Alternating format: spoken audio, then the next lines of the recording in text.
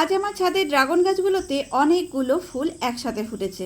রাতের অন্ধকারে ছাদে যদি এমন বড় বড় সাদা ফুল অনেকগুলো ফুটে থাকে তাহলে আশা করি বুঝতেই পারছো কেমন সুন্দর লাগে। তবে এই ড্রাগন ফুলগুলো যদি দিনের বেলায় ফুটতো তাহলে অনেক মানুষ এই ড্রাগন ফুলের সৌন্দর্যটা উপভোগ করতে পারত।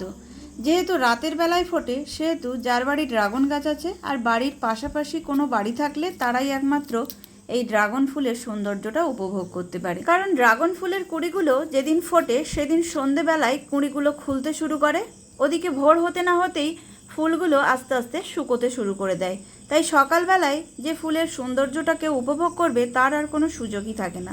এই ড্রাগন ফুলের পাপড়িগুলো পুরোপুরি খুলে যাওয়ার পর ফুলগুলোকে পরাগায়ন করে দিলে ভালো হয়, তাহলে ফলগুলো একটু সাইজে বড় হয়। যদি নাও করো তাতেও কোনো সমস্যা নেই, ফল অবশ্যই হবে, তবে একটু সাইজে ছোট হতে পারে। আমার চ্যানেলে পরাগায়নের ভিডিও শেয়ার করা আছে, চাইলে একবার দেখে নিতে পারো।